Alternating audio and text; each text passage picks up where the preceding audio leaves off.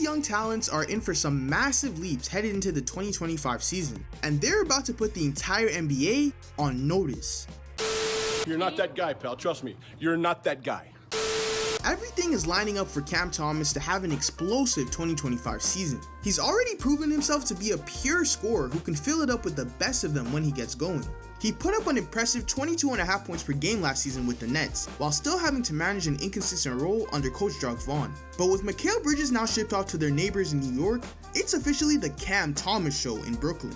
Thomas is pretty undeniably the best player on this rebuilding Brooklyn Nets squad, so naturally, he now gets to step in and take over those first option scoring responsibilities. And if you know anything about Cam Thomas's game, you know that he's about to eat up all those extra shots that are now up for grabs. He's the absolute definition of a score-first guard, and is more than capable of burning you at all three levels. The Brooklyn Nets will pretty much only be playing for lottery odds and player development this season, so Cam Thomas will have free reign to strictly focus on putting up his numbers. And I think it's well within the range of possibility to see him average over 25 points per game in that setting. And what'll be an extra bit of motivation for him to have a great season is that he's now in a contract year, so he'll be fully incentivized to ball out in hopes of landing himself the most money possible in free agency next summer. Several players in his draft class just recently got massive extensions for themselves, so I'm sure Cam Thomas and his camp are looking to get a similar payday as well. Now, Immanuel Quickley looks like a star in the making. In his 38 games with the Raptors after being traded last season, he gave you 18 points per game with 7 assists and 5 rebounds, while shooting 40% from 3 on a whopping 7 attempts a night. And you saw his game develop and mature in real time as a first-time starter. Now Quickley will have a full season with the Raptors as their lead ball handler next to Scottie Barnes and RJ Barrett. And now having a complete offseason in training camp to better acclimate with the team system, IQ is in for a big season. It also helps that the Raptors probably won't be very competitive this year either, which will give Quickley and the rest of the Raptors' young core more than enough opportunity to expand and develop their game. Just a quick reminder to please subscribe to the channel because we are so unbelievably close to 1,000 subscribers, and you, yes you, with one click of a button could help us get there that much faster. Subscribe! And since you're already right there, just go ahead and drop a like too.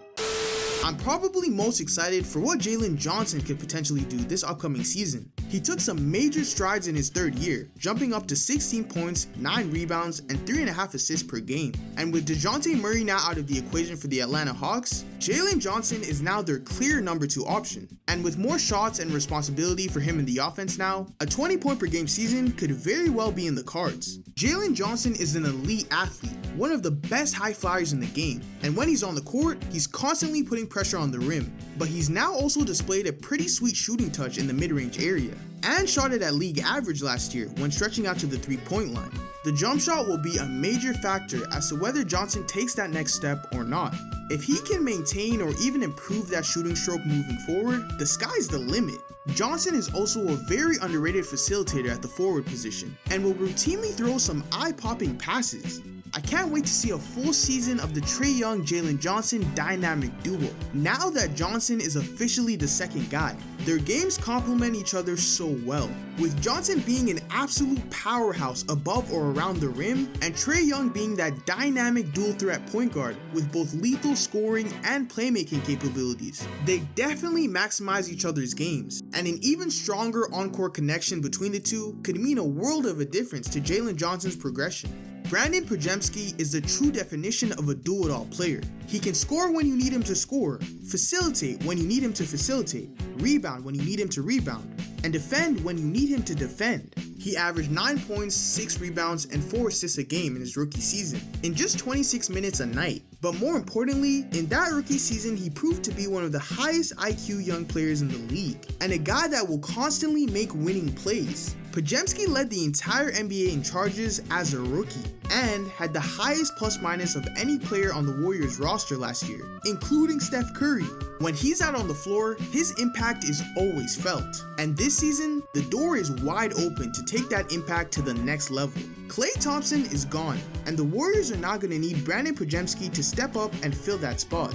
AirPods is going to be a starting guard, which means he now finds himself as the top 3 scoring option on the team next to Steph Curry and Jonathan Kuminga, and it also means he'll be getting a lot more shots his way. In fact, Steve Kerr has already come out and said he wants Podziemski to be taking 8 to 10 threes a night, which is basically triple the amount of attempts he was getting up in his rookie season. But I'm not too worried. AirPods is a good shooter. He shot over 38% from 3 as a rookie on 3 attempts per game. And just based off the eye test, his shot form and confidence to shoot says he'll continue to be a more than plus shooter throughout his career, meaning he should still remain relatively efficient from the 3-point line, even with increased volume. The Golden State Warriors are in desperate need of some star power next to an aging Steph Curry, and a hungry Brandon Podziemski could definitely take advantage of that opportunity.